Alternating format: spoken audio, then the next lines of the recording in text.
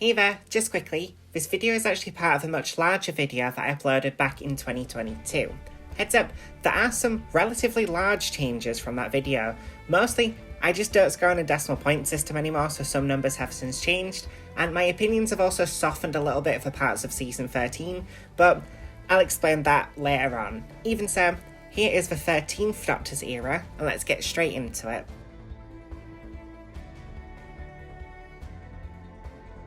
Series 11. This series has problems, and I don't think anyone can really deny it. Now, I'm going to state right off the bat, I think a female Doctor is one of the best decisions the show has made. I'm shocked it didn't happen sooner. I know that it was thrown about for either the 5th or 6th Doctors originally, but they ended up not going for it, and I think that's a shame. Jodie Whittaker genuinely does the best that she's given, and it really shows how well her acting talent is to elevate any of the material she's in. But trying to elevate a pile of shit is still trying to elevate a pile of shit. And when it comes to the companions, Tosin Cole is the worst companion with Ryan. He's the worst companion in the show's history, and that includes Adric and Katarina. Yaz doesn't do anything in this series and only really starts to become a character in series 12 and 13, with Graham being the only real highlight, but I think that's mostly because Bradley Walsh also can elevate anything like Jodie Whittaker can. No, I have some very strong issues with this series, but it still does have a couple of highlights despite what most people say, so let's just get straight into the episodes.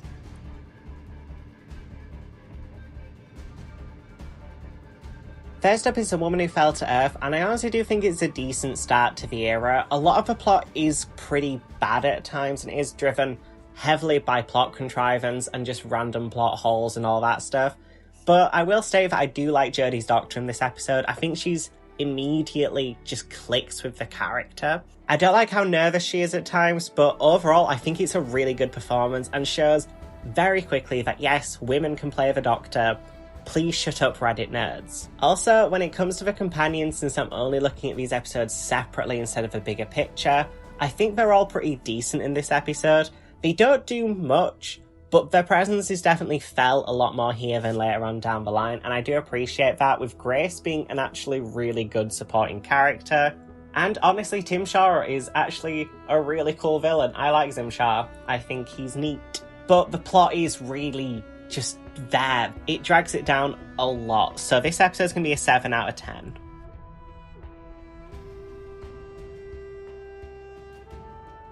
Second episode is A Ghost Monument, and honestly, when I first started watching this series back when it first came out, I genuinely tapped out with this episode for about 6 months. Yeah, The Ghost Monument is one of those episodes where you can't call it awful because it achieves exactly what it set out to be, but that thing isn't very good.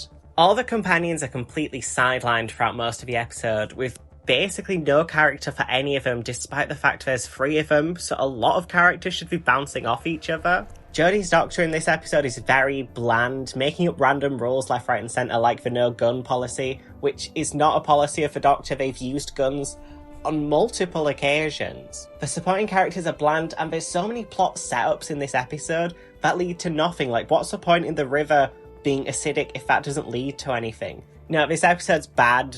I can't call it appalling, just because I really do love the visuals, and that's kind of it. It's a 3 out of 10.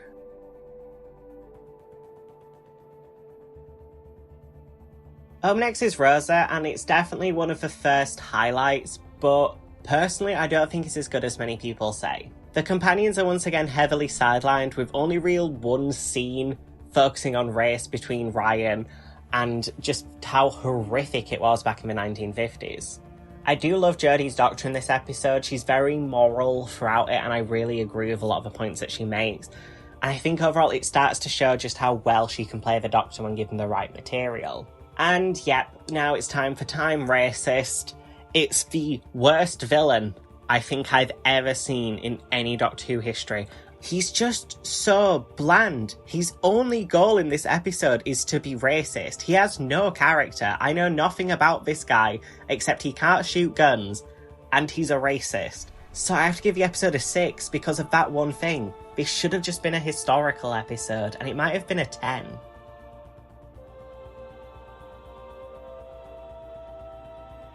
Speaking of episodes with potential that ended up just being really bad, Arachnids in the UK is a weird episode. Personally, I love me some Trump banter. That orange-haired fucker can just get fucked. But I don't want to see that in Doctor Who, or if I do, I want to see actual clever commentary. Not someone basically doing a goddamn SNL sketch throughout the whole episode. On top of that, I do really love the spiders in this episode. I love the concept of this episode of the spiders spreading out because of some chemical testing.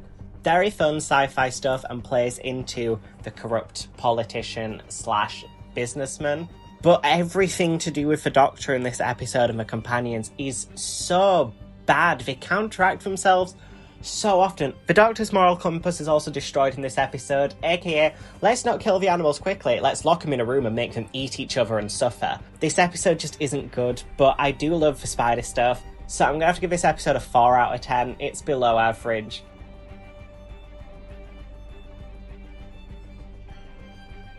Speaking of, could have been worse, but could have also been a lot better, the Saranga Conundrum.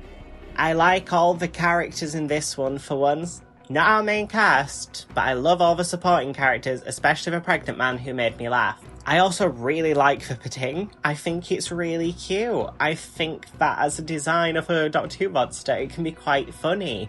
And when that guy exploded, I actually felt sad because he had a character, which was nice. But then everything else about the episode is bad. Once again, the Doctor just seems a bit off. All the stuff with the companions is really, really bad once again. And I don't see why they keep treating the Pating like it's this giant, terrifying monster, but it's a tiny little thing. I don't get if that's meant to be, like, funny. This one's not great. It's another 4 out of 10 from me.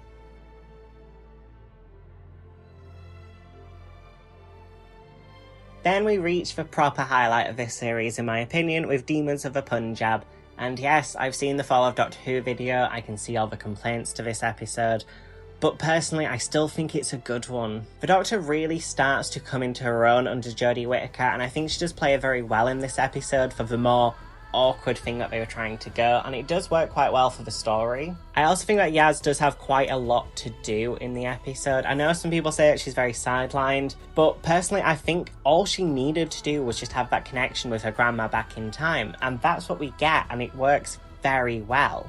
Ryan is once again just also there, as is Graham, but I honestly really love the story of these things wanting to help, to basically pay respects to the dead. Yes, they could have done it a bit better by not threatening to kill people. I still love the story, I still think it's very heartwarming, and I think it shines a massive light on a part of history I genuinely didn't know about. So for me, it's a 7 out of 10.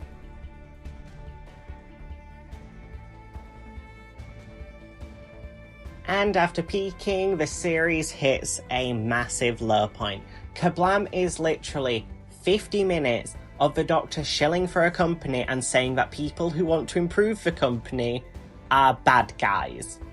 Yes, the guy who wanted to improve the company was also a psycho, but telling him that he was wrong and the system isn't the problem. Why are you shilling for a big corpo, and why do you never question anything to do with the worker abuse throughout this episode? Everything about this, on surface level, looks like a really good Doctor Who episode. But just by thinking for a few seconds, everything falls apart. None of the characters are great, all the companions do fuck all once again. Everything in this story is completely contrived and just, oh, we need to find this guy, there's like 1 billion people here, oh, it's the first person Graham meets. This episode is so trash. I once again nearly stopped watching when I decided to catch up. It's a 2 out of 10.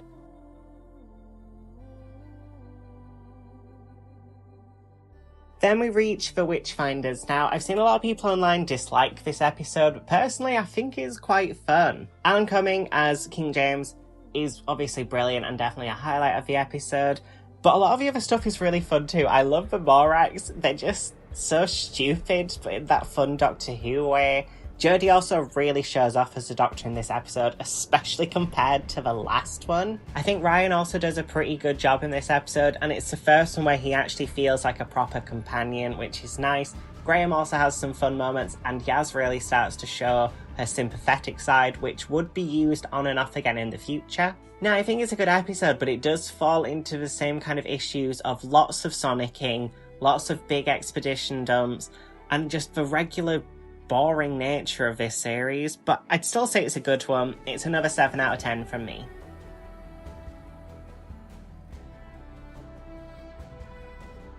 And time for another fall in my ratings, because It Takes You Away is trash. It's a story about a goddamn horrific single father who leaves his daughter in the woods thinking there's monsters out there that may have killed him, so he can go visit his dead wife through a magic portal that's in their mirror that also goes through like a weird dimensional portal thing where it has things that eat you, and there's this random man living in it.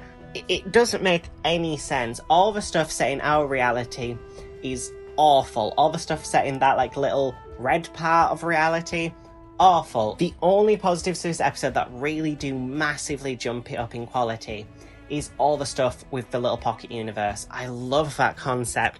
I love seeing Grace come back. All the stuff where it turns into a frog and the Doctor talks to it, I think that's really funny. I love all that stuff, but the first 30 minutes of this episode is awful. It's a 4 out of 10.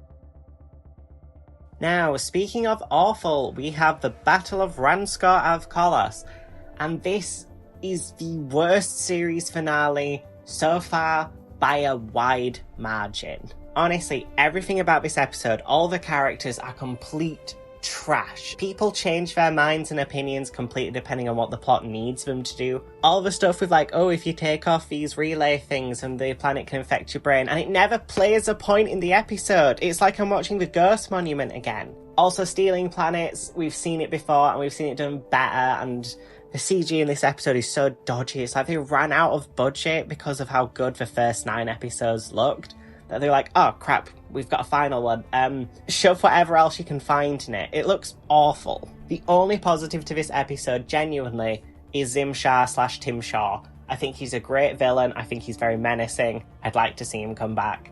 Everything else, though, about this episode can get in the bin. It's a 2 out of 10.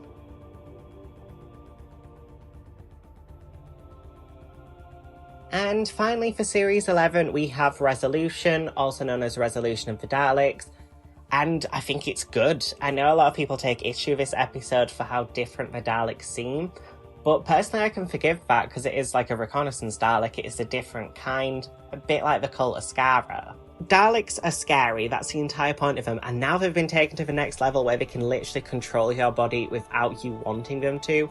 That's terrifying in my opinion, and I think it's done so well, both the voice acting from Nicholas Briggs, as well as all the acting from the lead actress in that episode. I can't remember her name, but she is brilliant. And you may have noticed that I've spent most of this mini review talking all about the Dalek. It's because the Doctor and her fam are useless in this episode, and I hate Ryan's dad. Not in the way the show wants me to, I just don't like any of these scenes. I think it's very boring and I don't care. But yeah, for the Dalek alone, and all that stuff surrounding it, this episode's a 7 out of 10. I really enjoy all that stuff.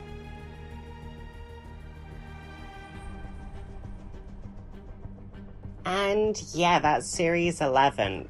A big problem in my opinion, and definitely the worst series so far, and that includes Series 12 and 13. I think this is definitely the worst one. There's no real structure to the series, and I get it's meant to be mostly standalone episodes, but it just doesn't feel right. It feels generic and boring and like any other Monster of the Week show, with the main cast being pretty bad at certain points, not from any fault of their own, but the writing in this episode is terrible. So as you can see, I've got the scores up right now, and when we change them around to the rankings like so, yeah, it's not great. There's only 4 7 out of 10s, then a 6, and everything else is negative. Mostly a negative series, the first one, yeah. And I think it's a damn shame, because the first female Doctor does deserve better. Yeah, bad season. It does slightly improve for the next one, so let's get to it.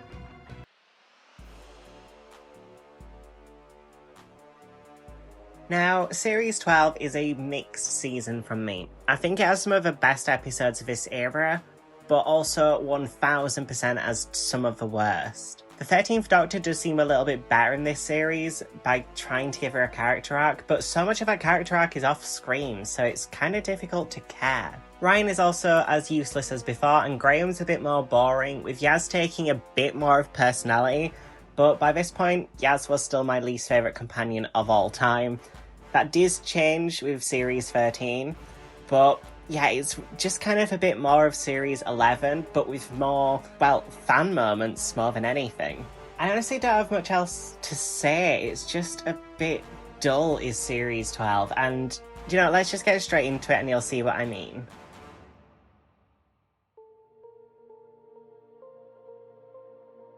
So the series opens on a two-parter, which does make me happy, and Spyfall overall I think is quite a good story. The first half is definitely better than the second half. All the stuff with figuring out that there's the Master, I like all the stuff where it's basically a bit like a James Bond film. The parts where all the characters go undercover I think is great and gives them all really good personality moments. And of course, that ending with Sacha Dhawan's Master, I honestly think he's a really good Master. I just wish that he was in better episodes, because the second half, which mostly features him, does fall apart in some places. I love all the historical stuff. I also quite like a lot of the stuff with the Tham, but when it literally everything from, you know, that scene of now they'll see the real you, where the Doctor tries to get the Master put in a concentration camp, all the way to the ending, just falls apart. Also, the Master gets trapped in a place, and that's just never acknowledged again. Spyfall started off really well. It does fall apart a bit, but I still say it's quite a good two-parter to start with, so it's a 7 out of 10 from me.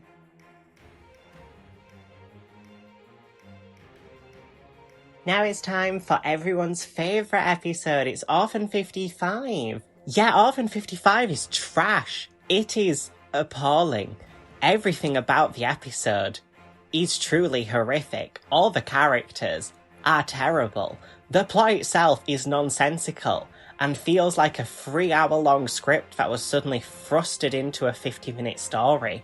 The amount of weird political moments about the environment are really confusing. I'm someone who completely agrees we need to stop global warming. I'm a massive environmentalist, so this episode should speak right to me. But it's so badly handled, with the Doctor basically giving a bloody PowerPoint presentation at the end. The only reason this episode is not a 1 out of 10 for how abysmal it is the Benny lady, because it's so bad it's funny. It's a 2 out of 10.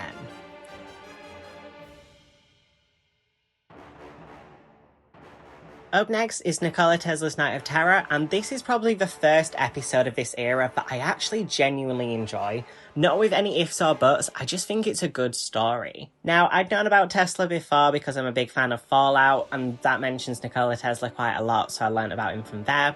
But I still think it's quite cool how this man did basically dream up the 21st century and no one knows him. I also really love this stuff with Edison, where they don't make him an outright villain. That's really cool to me, how they do have a kind of grey area where he explains his side, which is nice and something this era needed to do more. Nikola Tesla himself is really cool throughout the episode, and the Doctor's speech to the Skifra, telling her that no one will remember you after you're dead, is an incredible Doctor speech. I love how dark Jodie gets. The only real issue with this episode is all the companion stuff. By like the third time they said, Tesla's done this, well, it does really start to get irritating. But I still think it's a great story, and I think it's a massive highlight from this era, so for me, it's an 8 out of 10.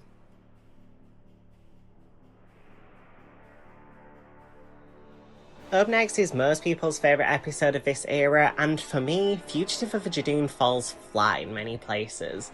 I really do like the story of the Judoon hunting for a fugitive. I think a lot of that stuff's cool, even if it's less good than Smith and Jones, where the Judoon were first introduced. But for me, everything falls apart the moment the Doctor finds the TARDIS shaped like a police box. Because as much as I'm trying really hard to not connect this episode to future ones, this episode is such a massive setup for the finale. I can't not acknowledge it. And trust me, I'll get to that when we reach that episode. I also don't like Jack's cameo. I love the fact that Jack suddenly appeared. It's really exciting. But he appears for 10 minutes, just explains what's going to happen with the 8th episode, and then leaves. Now, overall, I'd say it's an alright episode. For me, it's a 6 out of 10, but I don't get the huge praise it has online.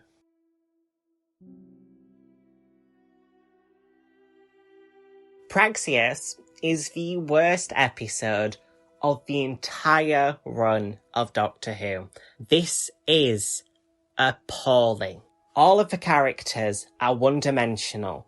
They have no personality, including our main cast. The Doctor is just like a Wikipedia explanation of the Doctor. The plot is awful. It jumps around to so many places, it's difficult to keep track of what's happening. The plastic message is so shoved. It's like a bad version of The Birds. In fact, no, The Birds 2. You don't even get to be compared to the original The Birds. And finally, the Asian lass who was so obviously bigged up as a companion, in my opinion, and then suddenly is a twist villain with practically no hints at that, and then she just dies the next second anyway. This is the worst storytelling in the show's history, and it is the first episode I am happily giving a 1 out of 10 to.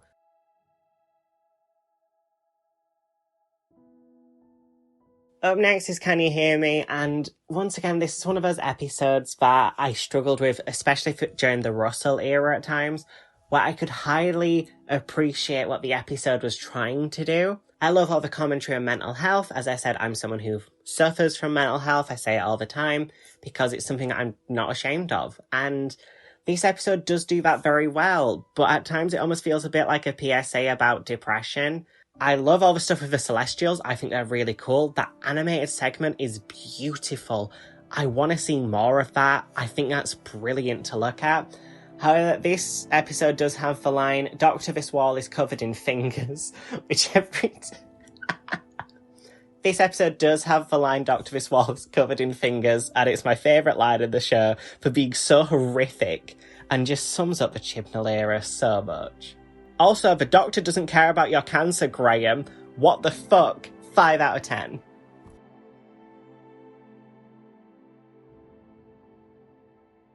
Up next is The Haunting of Villa Diodati, and it's where this era peaks. All the characters have personalities in this one. Graham cracks some great jokes in it, and it's so funny. Ryan actually has a personality where he bounces off other characters without just flirting with them, which, yes, is something Ryan does a lot, apparently. Yaz has some interesting insights into how things kind of suck, and Jodie as the Doctor is truly outstanding. That's not even mentioning the lone Cyberman. The most terrifying Cyberman that has appeared since, I'd say, Tomb of the Cyberman. The way he describes killing his family, it's terrifying, and I love the supporting characters of Mary Shelley and all that stuff. It does kind of write out some of the stuff from Big Finish, but I don't mind because this episode does it so well. I adore this story. Everything about it is really good to me. The only issue is that there's some weird timey-wimey stuff that I don't fully understand, but it's a 9 out of 10.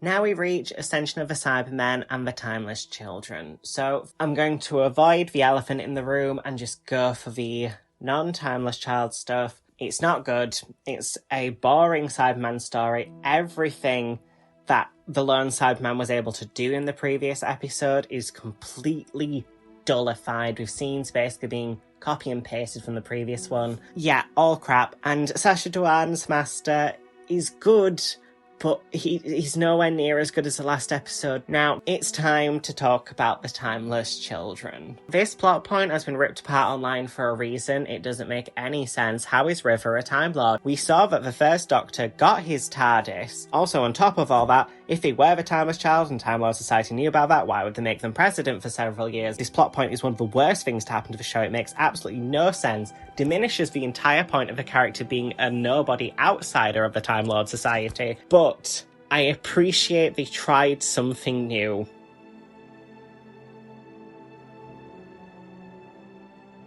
So up next is Revolution of the Daleks, and honestly, I remember watching this the first time and really enjoying it, but on second rewatch, it's not as good as I remember. I really do like Yaz in this episode. I think she's a really good companion in this one for the first time, really. All the stuff with Ryan and Graham departing, I think that's sweet, but personally, I didn't care enough about the characters for it to hit me emotionally, and all the stuff about government, corruption, etc. The issue of this episode is genuinely, in my opinion, all down to the Doctor. I hate all the stuff in the prison for the fact it's basically swept under the rug in the first few minutes. All the stuff for her literally allowing Daleks to reign free on the entire planet just so she can stop a couple of bad ones that humans made.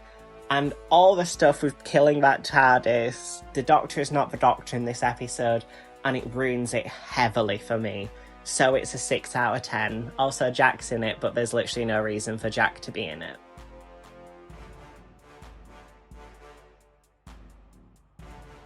So yeah, that's series 12, and as you can see by the ratings, the fact that it's literally got a complete 5 out of 10 for the overall series really sums up my feelings on it. This is the biggest mixed bag the whole show has ever given us. I hate so many episodes, but I really like some of the episodes. This series has my least favourite of the entire run, and some of my favourites. Yeah, this series is weird. I'm glad that it cut out a couple of companions, and I'm just ready to head on to Flux now, I'll be honest.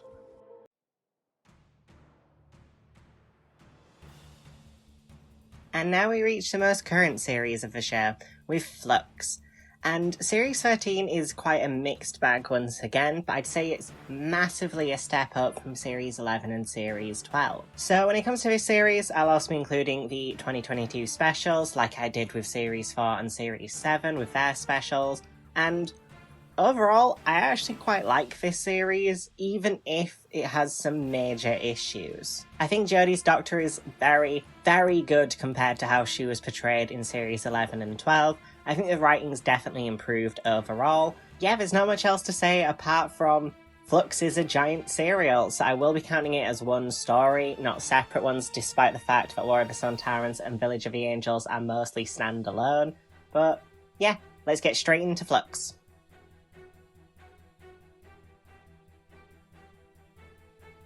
So when it comes to the story of Flux itself, it's a 6-part serial that went over 6 weeks, and it's quite close in its way to Series 23's Trial of a Time Lord storylines. I do like new companion Dan, played by John Bishop. I think he does a really good job.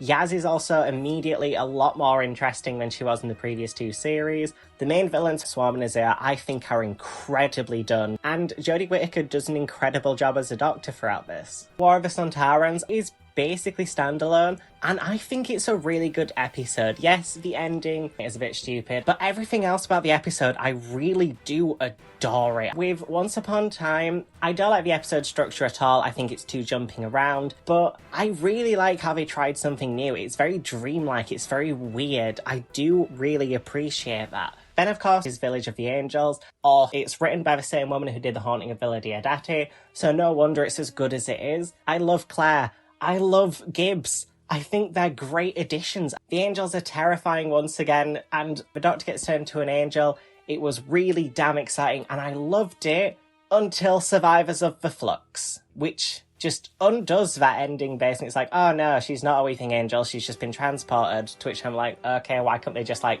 zap her over there? It's just setting up the finale. There's nothing else to it, really. Kate Stewart is really cool to see come back, and the Grand Serpent, who appeared in the 3rd episode, it's nice that he's come back, but suddenly he's a key player in the Flux, despite not really having any impact. And when it comes to the finale, I think overall it is good, but the biggest issue of the last episode of Flux has got to be the fact the Fluxes are never fixed by the end. They don't reverse it, or at least they never say they do. Overall, I think Flux is good, but it has many issues that this era just can't seem to shake off. But Jodie's Doctor stands out. No, Flux has to be a 7 out of 10. I still think it's a massive step up from the last series.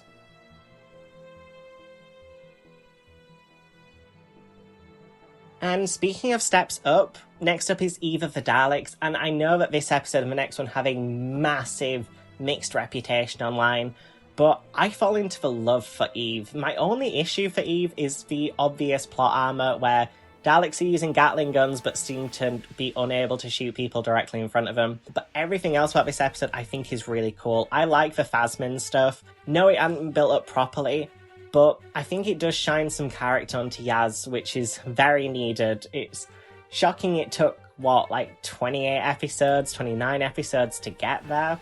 But I still really like it. I love her relationship with Dan as well. I think they really gel together as characters. I love the supporting cast in this episode. And the Daleks are really cool in it. They're so sassy. We've got some sassy Daleks. A really good ending, in my opinion, with the twist being fully pulled on the Daleks. Yeah, I really like this episode. For me, it's an 8 out of 10. It's the best of the Dalek trilogy.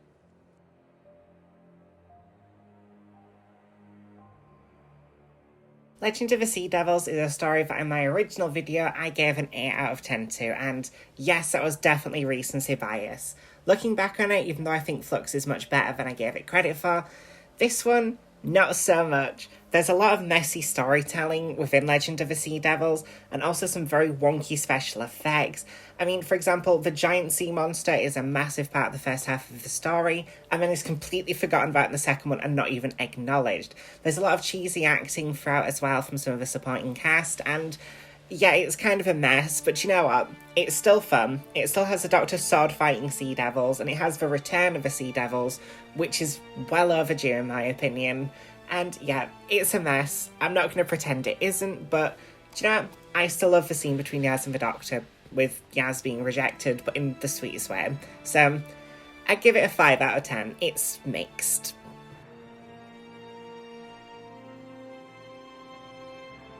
Power of the Doctor is the final episode of Jodie Whittaker's era, and in my opinion, it's among her best. So this one is new for this video, not in the original 2022 one because of the time I released it, and yes, before people say it, I know this episode is basically fan service, but do you know what?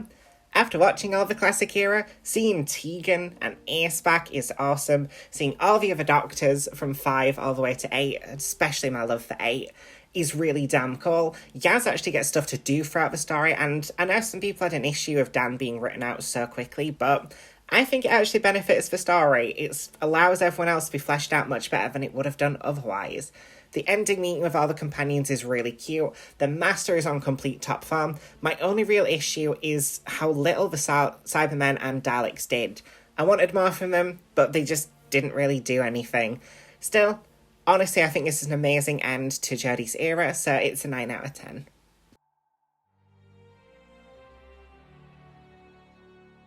And that is the new version of season 13. I really like this season a lot more in retrospect. It's definitely got some issues. I think Flux itself is a great but flawed story.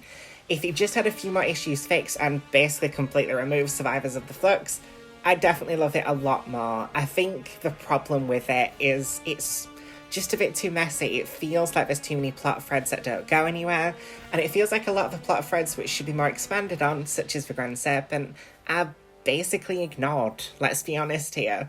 I also have some minor issues with either of the Daleks, but overall that is just such a great little fun time loop story.